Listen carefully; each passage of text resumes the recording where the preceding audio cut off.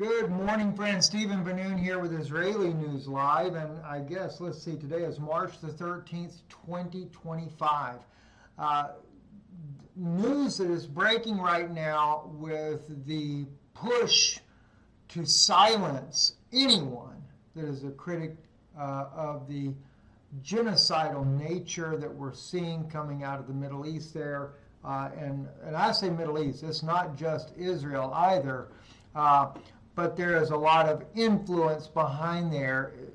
It's insane. It's really insane. You can forget getting a job in the government if you're even an outspoken critic. Tulsi Gabbard drops pick for the top intelligent post, a critic of Israel on Gaza. This is insane, right? I mean, not just that, but you even have this guy here, the mayor down in, Miami, I believe it is. He's wanting to cancel a cinema right to be able to play a film, what happened in Gaza, because he says it's bias. Bias. Let's take a look at what's going on here, okay? And look, it's not the only thing we're going to get into here. We're going to be getting to some other things here too. Piers Morgan, in a broadcast that he had there, where Aaron here blasting Smalley, and I'm not going to call. Look, you're going to find out today why at this point now, I now refuse to use any of these titles that they like to be called anymore. You're going to understand why. It's a Patreon video that I did that should go viral, in fact. But I'm going to do that one over even as well, though. But we're going to get into all that today. Going to discuss a little bit of that this morning here. Some biblical aspects that go with it, and then also too, we're going to. That's the one I'm talking about. The one there on Patreon there. We're going to also go into now genocide in the last 2 days they're going on of Christians in Syria. I told you that was going to happen. Well, don't worry. We backed the terrorists that went in there and overthrew Bashar al-Assad. Let's go. So Tulsi Gabbard, she blocks this man. Director of the National Intelligence, opted not to name a critic of Israel's war in Gaza to a top post managing briefings for the president after a proposed opponent upset some members of the president's coalition, according to the officials familiar with the deliberations. Daniel Davis, a senior fellow at the Washington think tank, who is skeptical of America intervention overseas, was undergoing a background check to become the deputy director for missions integrations. The official said the post, a powerful job that oversees the compiling of the president's daily brief, a compendium of intelligence assessment that goes to the White House and top policy makers. But news of his appointment caused havoc, right? This here was posted. Retired Army Lieutenant Colonel was reportedly up for the top job with Tulsi, but was the target of a smear campaign. Earlier today, Jewish Insider magazine ran a story saying that the White House tapped retired Lieutenant Colonel Danny Davis for Deputy Director of National Intelligence, working under the newly confirmed DNI Tulsi Gabbard.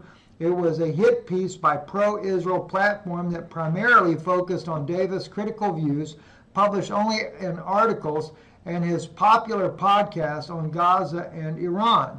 Within hours, he was informed that there would be no job. Responsible statecraft has confirmed. Investigative journalist Laura Loomer celebrated. We are sure neoconservative radio Jack Mark Levin, who helped spread the insider story to his 14.9 million followers on Wednesday, celebrated. We should not President Trump should not. They did not want Dan Davis, a man that is willing to tell the truth about what's going on in the world, which is, look, if you're supposedly a Christian, you should be standing up for what's true, right?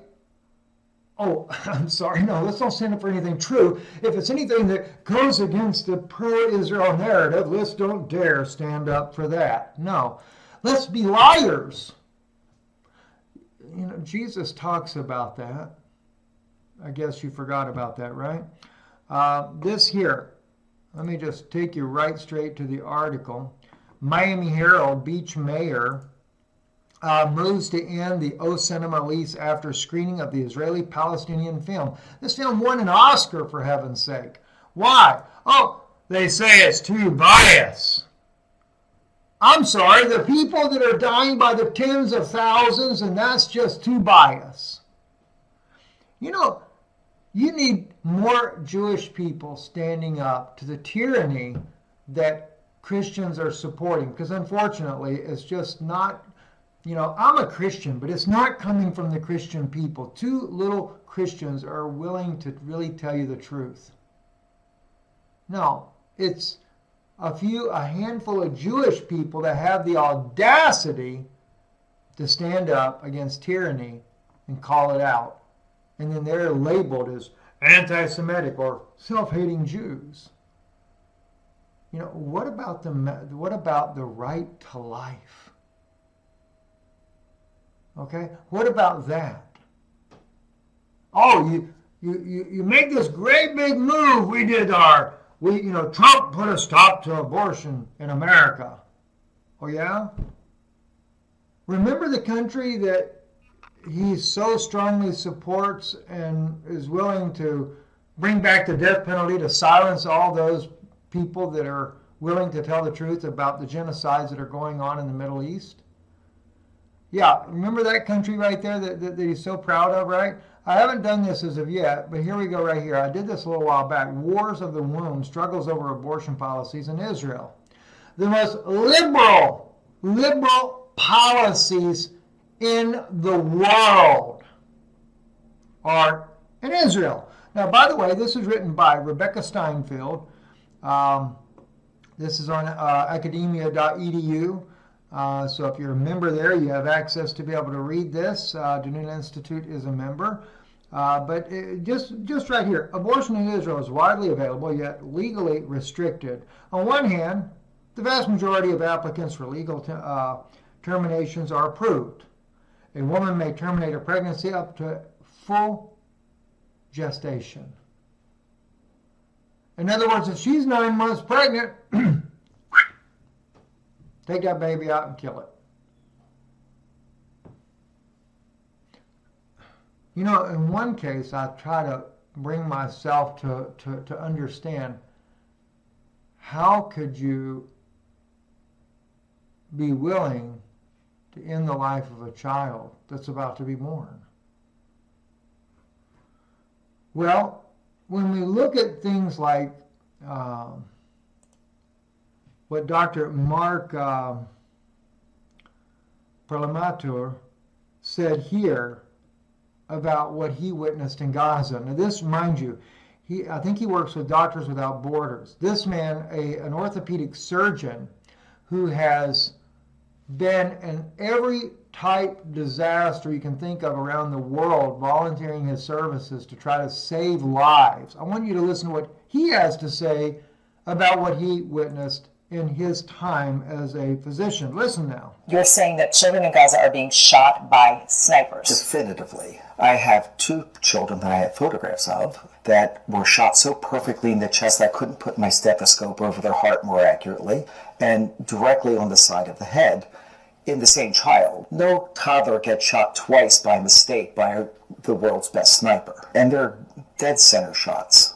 All of the disasters I've seen combined, 40 mission trips, 30 years, ground zero, earthquakes, all of that combined doesn't equal the level of carnage that I saw against civilians in just my first week in Gaza.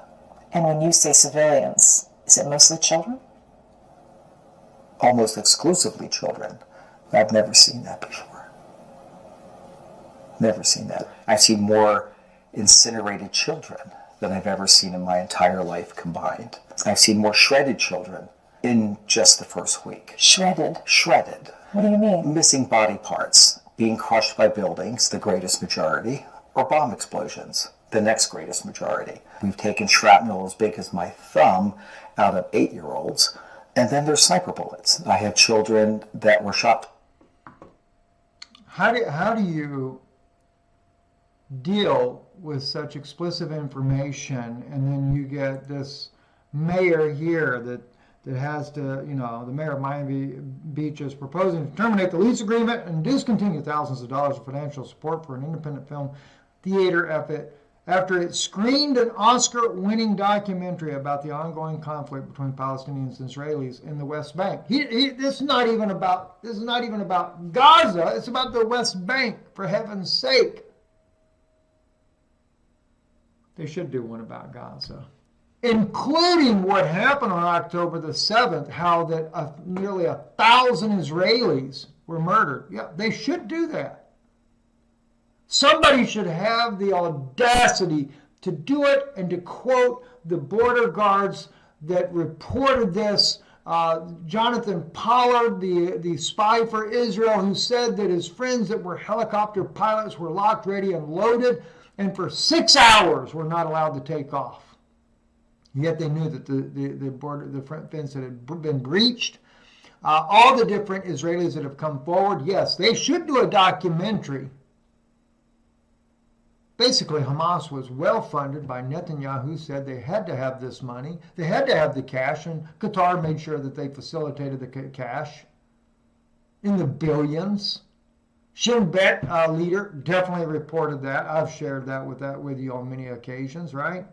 So, and then we have this by Piers Morgan. This goes, now we're going to kind of go in a little bit of a different direction, but I want to play something here. What Aaron Mate had to say.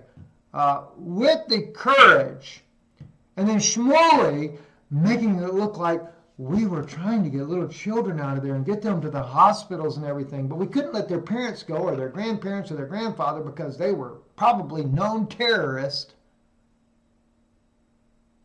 You do a little bit of humanitarian, yet you're the very one that just blew everybody up. That's not humanitarian aid. When you're in there carpet bombing civilians and your snipers, according to what the doctor just testified to, popping them off in their heads and in their hearts. Listen to what he says here. And then you're going to know why I refuse to call a single person any longer. I should have learned my lesson, but I didn't. But I'm going to tell you why. I will not give the title rabbi to not one single Jewish or Christian figure for that matter. Listen here. I gotta say, Rabbi Shmuley, you don't speak for me. Accusing people like my friend Omar of antisemitism simply because he wants the freedom of his people, it saddens me to see what people like you have done to the Jewish tradition. The suffering of my family, my great-grandparents perished in the Holocaust. They were murdered by the Nazis, and today I have to tell you, I will side with him on that as well. There are too many Jewish people that you do not speak to. Speak for, Mr. Shmuley. Because Aaron here, being a Jewish young man, for my family, it's our distant relatives, because my family were fleeing Germany because already in the 30s of Hitler's little rampage, they knew things were really dangerous in the anti-Semitism, so they came to the United States illegally because of that. But distant family members of mine in Auschwitz and Dachau, yeah. So we are Jewish people that know, and I was in the Intifada in Israel in 2004, knocked completely off my feet by a suicide bomber. But it made me think, why are they killing themselves? What oppression that has happened to them that has caused this? And do you think that the Heavenly Father, who said to Moses to tell the Jewish people, when you come into this land, do not oppress the stranger, for you were what? Oppressed in Egypt. Okay, that should have been the same words that were echoed when the Jewish people from the Holocaust days that were trying to flee Europe and that came into Palestine, they should have been told by all of their leaders, do not oppress the Palestinians. You were oppressed. Be friends to them, be friends to their neighbors, love them and care and do everything you can to live in peace and harmony together. He says, because I will not hold you guiltless when I hear the cries of the fatherless. Think about it. Let's listen. I see you as the modern day followers of the Nazis, supporting this mass murder campaign in Gaza, putting the people of Gaza in what even Israelis have called a concentration camp. It's the Israeli Jews of today, supported by American Jews, unfortunately, some, that are following in the footsteps of our oppressors. And I hope one day you can connect to your own humanity and the very best of your own tradition, which I believe in, to see just how horrible this modern state, this modern supremacist state, is not only for the Palestinians. You can't seriously, Aaron, you can't seriously be saying that Rabbi Shmuley, one of the most high-profile Jews in the world, is a successor to the Nazis. He's a Nazi. I mean, that's a pretty I am despicable. saying that. That's a pretty despicable thing to say, isn't it? He supports the mass murder of children in a concentration camp. What else am I supposed to May I People respond being to that? put May I under respond? I think you should respond to that. These are Yeah. Nazi Aaron, tactics. These are Nazi tactics. Aaron. Notice I have not once offended, used that homonym attacks against Omar or you. I have decided that I'm going to be That's not factual. true. No, You call excuse them me. You anti-Semitic. won't interrupt me. Calling people Omar started anti-Semites is calling. apparently not in that Excuse comment. me. Omar started calling me a liar. He wouldn't deal with any facts. I already said to you what he's going to do. He's going to try to make it look like they went and tried to save the children. But like I said, don't forget, they carpet bomb them to start with. They sniper shoot them to start with. And this is not all Israelis. There are a lot of good Jewish people like Aaron that really care about their neighbors. And so, but here's where the danger is. This is what I want you to really understand, right? As you remember, those of you that are on our Patreon channel, patreon.com/Israeli News Live, I did a video recently, actually it was yesterday morning at 4:30 in the morning, Man Destroys Himself. And I talk about the words, the power of the words. And because I did it at 4:30 in the morning, it's about a 30-minute long video there, 25 minutes as I'm seeing here. But I didn't even do the real justice, although the comments are really amazing that we're getting on there already.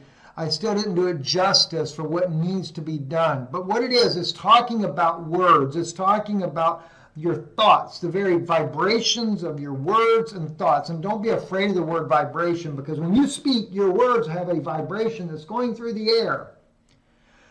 I go into Dr. Emoto and how Dr. Emoto, he did this amazing research, and that's why I want to even go deeper with this. I want to show when he actually takes and they speak words, love, kindness, and the molecules of the water, he freezes it, beautiful crystals in there. But when he speaks hate, and even thoughts, he shows the thought, the intent that you have was affecting the molecules of the water, and the words like hate and the cuss words and things like that, the water was all deformed and stuff. We are 90%, our bodies are 90% water to begin with. So every time you speak, every time the things that you're thinking, you're affecting the molecules within the human being.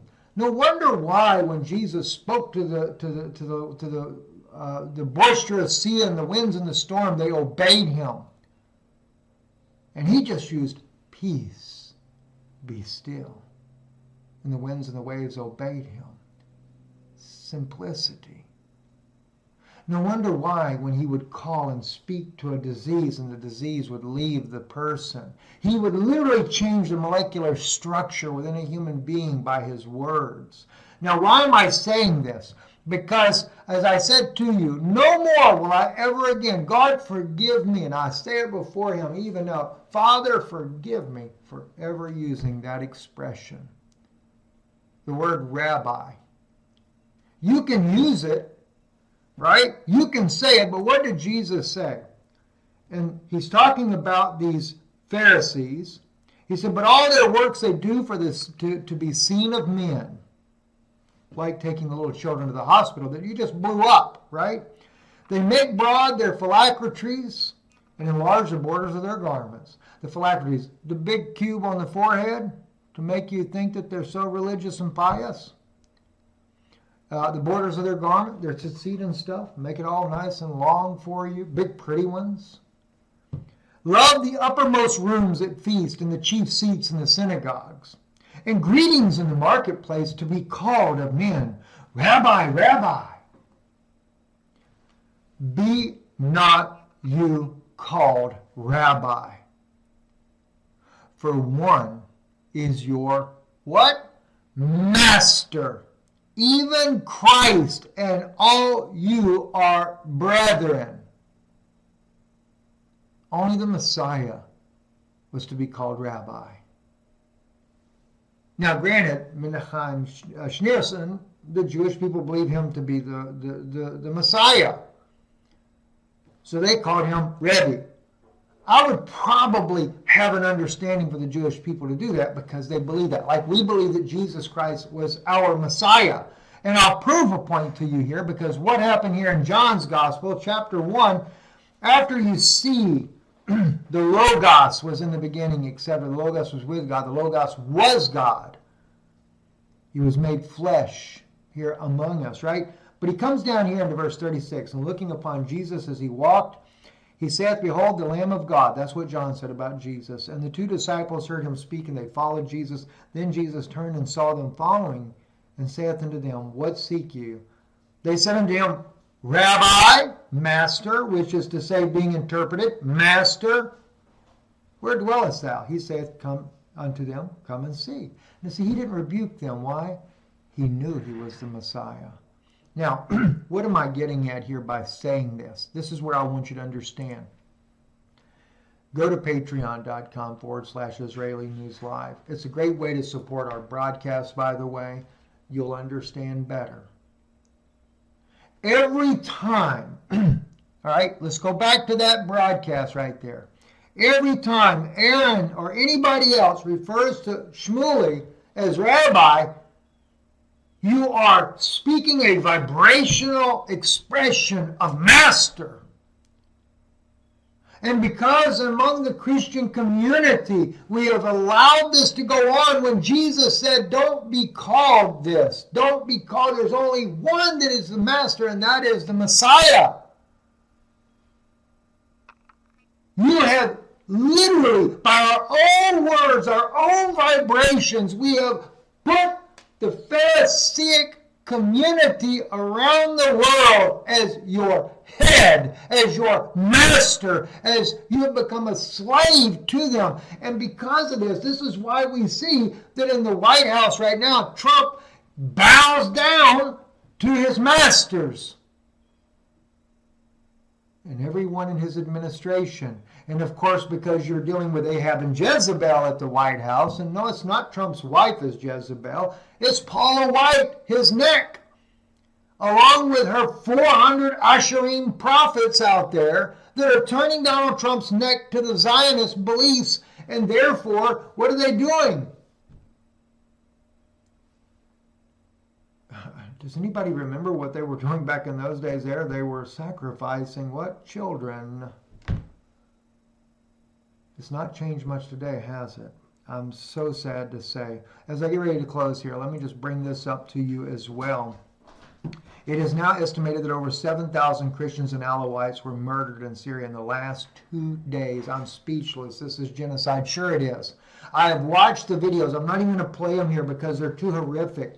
Taking them, putting them on all fours, making them bark like dogs, and just going one after another. Boom, boom, boom, boom, boom, boom, boom, and shooting them all and killing them all. All right? This was the U.S. government that backed, along with Turkey, backed the opposition against Bashar al-Assad and overthrew him. And Putin, who's supposed to be an ally of Bashar al-Assad, didn't do anything but give him and his wife safe haven. That's all. No, you didn't do anything big, Mr. Putin. Nothing big. So, as I want to remind you, this video here, the 7 Noahide laws, just the facts that I did. This was the last one I did. I don't go into anything else. I stay focused on just these Noahide laws. It will be, Trump has been asked to make them international law. They're pushing to do away with the International Criminal Court. They're push away with the United Nations. And by getting rid of all these institutions, they will set in the They're going to set in the Sanhedrin, and they're going to put in a new international court. See, the Gentiles have to be the one. This is why the Sanhedrin ministers are pushing Trump to do it, because they say a Gentile has to do it. Won't be a U.S. law. It's going to be international law. I'm Stephen Van Oon. You're watching Israeli News Live. Thank you for listening, and blessings to you.